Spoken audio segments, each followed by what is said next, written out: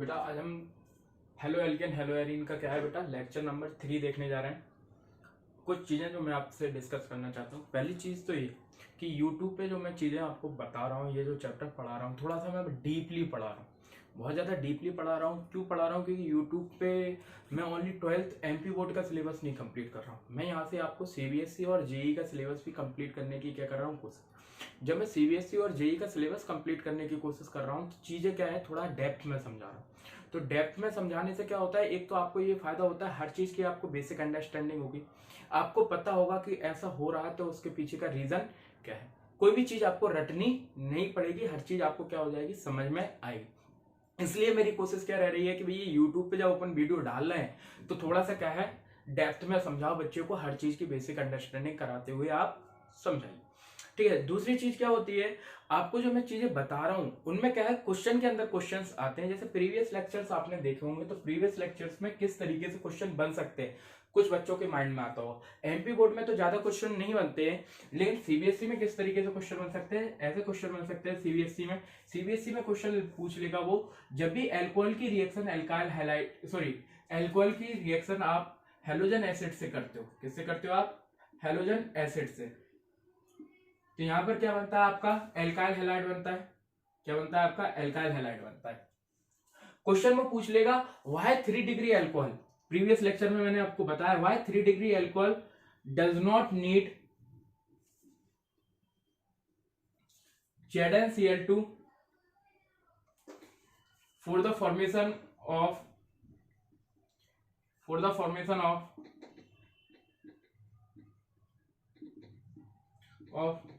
Alkyl halide. मतलब alkyl halide की preparation करते समय 3 डिग्री अल्कोहल से जब एल्काइल हैलाइड की प्रिपरेशन करते हो तो ZnCl2 की आपको जरूरत क्यों नहीं पड़ती है। तो ये क्वेश्चन आपसे पूछा जा सकता है। तो मैंने बताया था कि 3 डिग्री अल्कोहल की रिएक्टिविटी ज्यादा होती है। फिर मैंने बताया था 3 डिग्री अल्कोहल की रिएक्टिविटी ज्यादा क्यों होती है। कल मेरे से एक बच्चे ने पूछा कि सर 3 डिग्री अल्कोहल में ऐसा क्या होता है कि उसकी रिएक्टिविटी ज्यादा होती है। तो देखिए आप 3 डिग्री अल्कोहल में क्या होता है आपका, दो 3 डिग्री अल्कोहल क्या होता है, OH ग्रुप जिस कार्बन से जुड़े वो कितने कार्बनों से जुड़ रहा है। वो अगर 3 कार्बन से जुड़ रहा है तो 3 डिग्री, 2 कार्बन से जुड़ रहा है तो 2 डिग्री अल्कोहल, और अगर 1 कार्बन से जुड़ रहा है तो 1 डिग्री अल्कोहल। तो यहाँ OH जिस कार्बन से जुड़ रहा है वो कार्बन 3 कार्बन ग्रुप से जुड़ रहा है। अब कार्बन की वैलेंसी 4 होती है तो एक बॉन्ड तो बना चुका 3 हाइड्रोजन के साथ, 4 होती है एक बॉन्ड बना लिया 3 हाइड्रोजन के साथ, एक बॉन्ड बना लिया 3 हाइड्रोजन के साथ। ठीक है, तो ये हो गया 3 डिग्री अल्कोहल। अब जब भी आप क्या है रिएक्ट करवाते हो तो मैंने मैकेनिज्म आपको प्रीवियस लेक्चर में बताया है। मैकेनिज्म के थ्रू क्या होता है, ये OH निकल जाता है और किसके फॉर्म में आता है, कार्बोकैटायन बनता है। प्रीवियस लेक्चर को देख लेना जिन बच्चों ने नहीं देखा है, प्रीवियस लेक्चर में मैकेनिज्म बताया तो कार्बोकैटायन बनता है। यहां पर कौन सा कार्बोकैटायन बना है, 1 2 3, 3 डिग्री कार्बोकैटायन बना है। क्या बना है आपका, 3 डिग्री कार्बोकैटायन। और आप जानते हो 3 डिग्री कार्बोकैटायन क्या होता है, मोर स्टेबल होता है 2 डिग्री कार्बोकैटायन से, कैटायन से। और 2 डिग्री से 1 डिग्री से कौन होता है, 2 डिग्री। तो 3 डिग्री 2 डिग्री 1 डिग्री कार्बोकैटायन में बात करें तो 3 डिग्री कार्बोकैटायन क्या होता है, मोर स्टेबल होता है। क्या होता है, मोर स्टेबल होता है। से रिएक्टिविटी सबसे ज्यादा होती है, इसकी रिएक्टिविटी सबसे ज्यादा होती है तो ये तेजी से क्या करता है, रिएक्ट करता है। अब रिएक्टिविटी सबसे तेजी से होती है तो इसलिए क्या होता है, इसे ZnCl2 की जरूरत नहीं पड़ती, इसके एब्सेंस में ये क्या कर लेता है, रिएक्ट कर लेता है। किसी की अगर रिएक्टिविटी ज्यादा है तो सीधी सी बात है उसे क्या है, किसी भी कैटलिस्ट की जरूरत नहीं पड़ेगी, वो उसके एब्सेंस में ही क्या कर लेगा, रिएक्ट कर लेगा। अब आपके माइंड में दूसरा क्वेश्चन ये आएगा, ठीक है अल्कोहल का होता है सर 3 डिग्री कार्बोकैटायन की रिएक्टिविटी ज्यादा क्यों होती है। एक बच्चे ने ये भी पूछा सर 3 डिग्री कार्बोकैटायन की रिएक्टिविटी ज्यादा क्यों होती है। देखो बेटा इससे कितने अल्काइल ग्रुप जुड़ रहे हैं, 1 2 3। ये अल्काइल ग्रुप किस चीज को दिखाता है, प्लस आई इफेक्ट। और जितना ज्यादा प्लस आई इफेक्ट होगा, जितना ज्यादा प्लस आई इफेक्ट होगा उतना ज्यादा रिएक्टिविटी होगी, उतना ज्यादा क्या होगी, रिएक्टिविटी होगी। तो यहां पर क्या होता है, CH3 कितने हैं, 3 है, तो भैया 3 प्लस आई इफेक्ट इस पे क्या कर रहा है, बर कर रहा है, तो इसकी रिएक्टिविटी क्या हो जाएगी, बढ़ जाएगी। 2 डिग्री कार्बोकैटायन में क्या होगा, 2 डिग्री कार्बोकैटायन उठा लो आप, 2 डिग्री अल्कोहल से बनेगा 2 डिग्री कार्बोकैटायन, ये उठा लिया मैंने, एक कार्बन से 2 कार्बन जुड़ रहा है। ठीक है, तो 2 डिग्री कार्बोकैटायन पे ओनली 2 ही अल्काइल ग्रुप क्या कर रहे हैं, वर्क कर रहा है मतलब कि 2 ही प्लस आई इफेक्ट कर रहा है, मतलब कि यहाँ पर प्लस आई इफेक्ट कम है, और जितना कम प्लस आई इफेक्ट होगा उतनी कम रिएक्टिविटी होगी। तो इस पे प्लस आई इफेक्ट ज्यादा, इसकी रिएक्टिविटी ज्यादा, इस पे प्लस आई इफेक्ट कम, इसलिए इसकी रिएक्टिविटी कम। तो ये पिछले क्लासेस के थे, इस तरीके से आपसे क्वेश्चन सीबीएसई में पूछे जाते हैं। ठीक है, बाद बाकी मैंने और भी बताया था, क्वेश्चन पूछा जाता है आपका नियोपेंटाइल वाला पूछा जाता, नियोपेंटेन वाला क्वेश्चन आपसे पूछा जाता है, उसका भी मैंने रीजन बता दिया था, 1,2 मिथाइल शिफ्ट बता दिया था। फिर मैंने ये भी बताया था वो 55% और 45% क्यों बनते हैं, ये भी सीबीएसई में पूछा जाता है। सीबीएसई में क्वेश्चन क्या होता है, डायरेक्ट नहीं आता, सीबीएसई में क्वेश्चन घुमा के आता है। तो आप लोग क्या करें, थोड़ा सा टच करने की कोशिश करें सीबीएसई। अगर आपने सीबीएसई लेवल टच कर लिया तो आपका जेई लेवल टच करने में कोई प्रॉब्लम आपको नहीं आएगी। इसलिए मेरा क्या है, इस तरीके से वीडियो बनाने का क्या है, मेन मकसद है कि आपको हर चीज की बेसिक अंडरस्टैंडिंग क्या हो पता हो। ठीक है, हर चीज को मैं बता रहा हूं। ठीक है, वीडियो को आप 2-2 3-3 बार देखेंगे तो हर चीज आपको समझ में आएगी। ठीक है, कोई भी चीज टफ नहीं होती है। इसके बाद कभी कभार क्या है, ऑब्जेक्टिव में यही क्वेश्चन पूछ लेते हैं, ऑर्डर ऑफ रिएक्टिविटी और एल्कोहल। तो 3 degree alcohol greater than 2 degree alcohol than 1 degree, ये डायरेक्ट पूछे जाते हैं बेटा। जो मैं चीजें आपको लिखवाते जा रहा हूं, कार्बोकैटायन की रिएक्टिविटी पूछ सकते हैं 3 डिग्री 2 डिग्री 1 डिग्री, ये डायरेक्ट ऑब्जेक्टिव में आने वाले क्वेश्चन होते हैं। जो जेई और नीट के क्या है बेसिक क्वेश्चंस होते हैं, वो यही डायरेक्ट पूछ लिए जाते हैं। ज्यादा कुछ टफ नहीं आता बेटा, बस आपको बेसिक अंडरस्टैंडिंग होनी चाहिए। और एनसीईआरटी, सारी चीजें एनसीईआरटी में लिखी हुई है, लेकिन आप एनसीईआरटी को पढ़ोगे फिर भी नहीं ढूंढ पाओगे ये चीजें एनसीईआरटी में कहाँ लिखी हुई है। ठीक है, उसी के लिए तो मैं हूं बेटा, हम आपसे पैसा ले रहे हैं, किस लिए रहे हैं, इसी चीज के पैसे ले रहे हैं। ठीक है, तो एल्कोहल से मैंने प्रिपरेशन मेथड बताई थी, उसके बाद मैंने प्रिपरेशन मेथड देखी थी आपका, एल्कोहल से प्रिपरेशन मेथड हमने बता दी थी। हम देख रहे थे हाइड्रोकार्बन से प्रिपरेशन मेथड, किससे देख रहे थे, हाइड्रोकार्बन से प्रिपरेशन मेथड, किस तरीके से हाइड्रोकार्बन की रिएक्शन क्या है आपका करवा के क्या है एल्काइल हैलाइड का फॉर्मेशन। हाइड्रोकार्बन में हमने पहला देखा था फ्रॉम एल्केन, ठीक है, फ्री रेडिकल मेथड के थ्रू फ्रॉम एल्केन। क्या देखा था हमने एल्केन में, थोड़ा सा रिवाइज कर रहा हूं 2 मिनट में, क्विक रिवीजन। मैंने बोला था एल्केन की डायरेक्ट क्या करवा दो आप, हेलोजिनेशन करवाओ। डायरेक्ट हेलोजिनेशन किसके प्रेजेंस में होगा, सनलाइट के प्रेजेंस में। तो क्या होता है, हेलोजिनेशन का मतलब होता है हाइड्रोजन का निकलना, हेलोजन का जुड़ना, हाइड्रोजन का निकलना, हेलोजन का जुड़ना। ये मैं क्लोरीन को इस तरीके से लिखता हूं, CH4 को मैं ऐसे लिख देता हूं आपके समझने के लिए, Cl2। ये HCl को लेके बाहर निकलता है और जो जगह खाली होती है वहां पे क्लोरीन, हाइड्रोजन का निकलना, हेलोजन का जुड़ना, हेलोजिनेशन क्या कहलाता है, हेलोजिनेशन। प्रीवियस लेक्चर में भी मैंने बताया था। अब ये हेलोजिनेशन में क्या होता है, क्लोरीन एक्सेस में होता है, इसलिए ये रिएक्शन यहां पर नहीं रुकती है, ये रिएक्शन और होती है आगे। फिर अभी ये वाला हाइड्रोजन निकला, अब ये वाला हाइड्रोजन निकलता है। इसी तरीके से एक क्लोरीन हाइड्रोजन लेके HCl को बाहर निकलता है, उसकी जगह पे क्लोरीन क्या हो जाता है, जुड़ जाता है, Cl Cl H H, मतलब CH2 Cl2 बनता है। फिर और होती है रिएक्शन, Cl2 से फिर HCl निकलता है। तो क्या होता है, अब ये वाला हाइड्रोजन क्लोरीन लेके निकला, तो यहां पर क्लोरीन, तो कितने क्लोरीन, 1 2 3, CH एक हाइड्रोजन CH, और क्लोरीन कितने 3, CHCl3।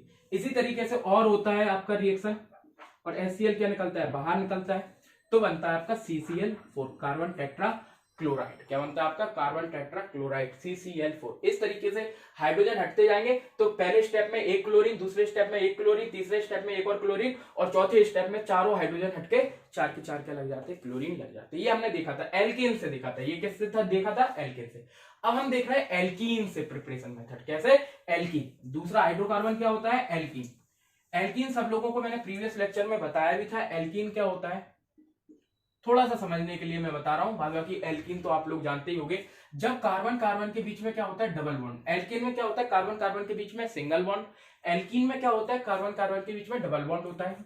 एल्कीन 2 प्रकार की होती बेटा, सिमेट्रिकल एल्कीन और दूसरा होती है अनसिमेट्रिकल एल्कीन। सिमेट्रिकल एल्कीन, दूसरी होती है अनसिमेट्रिकल।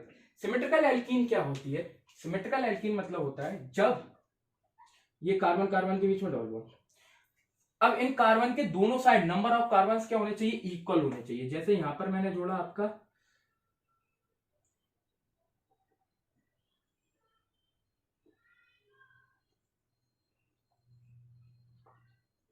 यहां पे देखो, ये डबल बॉन्डेड कार्बन के दोनों साइड, यहां पर भी एक एल्काइल ग्रुप, एक कार्बन ग्रुप, यहां पर भी एक कार्बन ग्रुप। तो यहाँ पर नंबर ऑफ कार्बन ग्रुप्स क्या है, equal. Number of carbon groups क्या है, इक्वल। तो ये सिमेट्रिकल एल्कीन हुई, क्या हुई आपकी, सिमेट्रिकल।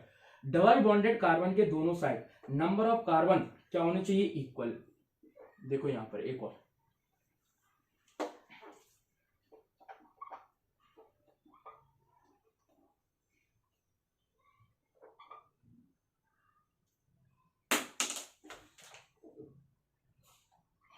ये देखो, ये डबल बॉन्डेड कार्बन के इस साइड देखो 2 कार्बन, इस साइड भी कितने, 2 कार्बन। तो नंबर ऑफ कार्बन क्या होने चाहिए, इक्वल होने चाहिए। नंबर ऑफ कार्बन क्या होने चाहिए, इक्वल। तो सिमेट्रिकल, सिमेट्रिकल मतलब समान, इक्वल। अनसिमेट्रिकल मतलब कि इक्वल ना हो। जैसे मैं ये एग्जांपल ले लूं,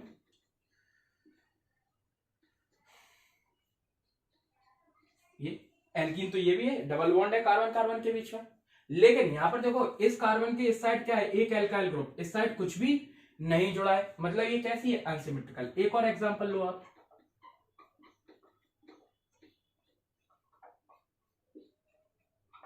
ये example CH3 CH2 CH CH2। तो यहाँ पर कार्बन कार्बन के साथ डबल बॉन्ड तो है, लेकिन यहाँ पर क्या जुड़ा है, इथाइल ग्रुप। क्या इस साइड कुछ जुड़ा है, नहीं जुड़ा। तो भैया एक साइड इथाइल और एक साइड कुछ भी नहीं, तो क्या हुआ, अनसिमेट्रिकल हुआ। तो एल्कीन 2 प्रकार की होती है, एक सिमेट्रिकल एल्कीन होती है, दूसरी अनसिमेट्रिकल एल्कीन। तो सिमेट्रिकल एल्कीन से किस तरीके से एल्काइल हैलाइड बनाते हैं वो देखते हैं, फिर हम देखते हैं अनसिमेट्रिकल एल्कीन से किस तरीके से एल्काइल हैलाइड बनाते हैं। थोड़ा सा और समझाने के लिए, सिमेट्रिकल एल्कीन में तो ज्यादा कोई दिक्कत नहीं होती, बॉन्ड तोड़ो हैलोजन जोड़ो। लेकिन अनसिमेट्रिकल एल्कीन के लिए 2 लॉ यूज होते हैं। एक होता है बेटा मार्कोनिकॉफ रूल। अनसिमेट्रिकल एल्कीन से एल्काइल हैलाइड बनाने के लिए 2 लॉ यूज होते हैं। पहला मार्कोनिकॉफ रूल यूज होता है, दूसरा एंटी मार्कोनी, AMR लिख रहा हूं, एंटी मार्कोनिकॉफ रूल। ये ना हम डीपली डिस्कस करेंगे, लेकिन मैं पहले ही आपको बता दे रहा हूं, सिमेट्रिकल एल्कीन से एल्काइल हैलाइड बनाने की कोई दिक्कत नहीं है। सिंपल सा क्या करना है, बॉन्ड तोड़ना है, हेलोजन जोड़ना है, बॉन्ड तोड़ो हेलोजन जोड़ो, बॉन्ड तोड़ो हेलोजन जोड़ो। लेकिन अनसिमेट्रिकल एल्कीन अगर हो, अनसिमेट्रिकल एल्कीन हो, तो थोड़ा सा आपको क्या लगाना पड़ेगा, दिमाग लगाना पड़ेगा। वहां पर 2 रूल के अकॉर्डिंग एल्काइल हैलाइड बनेगा। कैसे, या तो मार्कोनिकॉफ रूल लग सकता है या फिर एंटी मार्कोनिकॉफ रूल लग सकता है। चलो हम स्टार्ट करते हैं, सिमेट्रिकल एल्कीन से किस तरीके से प्रिपेयर कर सकते हैं अपन किसको, एल्काइल हैलाइड को। ठीक है, क्या होता है प्रॉब्लम बेटा, मैं तो बहुत डीप पढ़ा रहा हूं, लेकिन बच्चे वीडियो लेक्चर ही नहीं देखते। अगर आप वीडियो लेक्चर नहीं देखोगे तो फायदा किसका है, किसका फायदा किसका लॉस, आपका ही लॉस है बेटा। नहीं देखो, अगर आपको वही MP बोर्ड का पढ़ना है, मेरे को वो भी आता है बेटा, मैं क्लास में टेंशन नहीं लो, उसी तरीके से पढ़ा दूंगा मैं आपको, है ना। अभी मैं तुम्हें थोड़ा सा डीपली पढ़ाने की कोशिश कर रहा हूँ, आप जैसा बोलोगे मैं तो वैसा पढ़ा दूंगा, और मैं जो बोलूंगा बेटा वही आएगा MP बोर्ड में, टेंशन मत लो। पिछले साल के अपने जो सीनियर होंगे उन लोगों से पूछो कि सर के नोट्सों में से पूरा पेपर फंसा था कि नहीं, पूरा पेपर नोट्सों से फंसेगा, 100 नंबर का बेटा, गारंटेड। टेंशन क्यों ले रहे हो।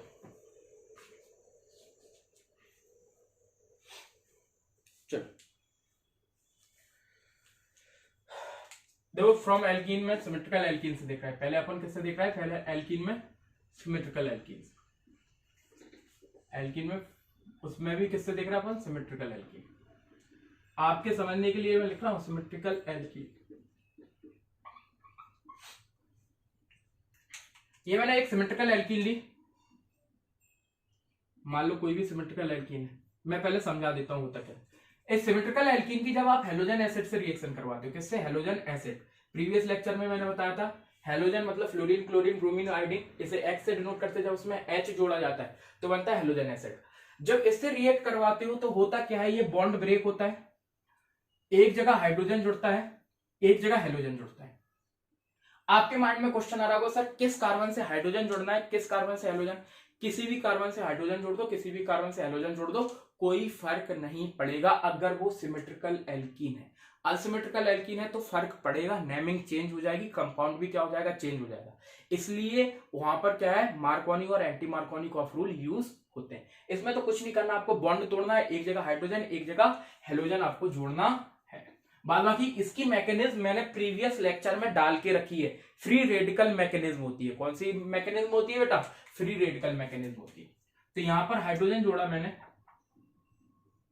ऐसा होगा, यहां पर हाइड्रोजन जुड़ जाएगा और इस वाले कार्बन पे क्या जुड़ जाएगा, हेलोजन जुड़ जाएगा।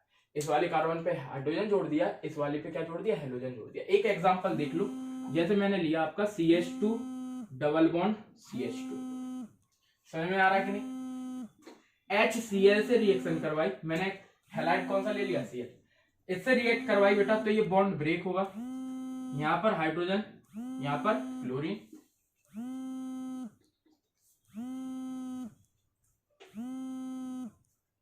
यहां पर हाइड्रोजन, यहां पर क्लोरीन, तो CH3 CH2 Cl,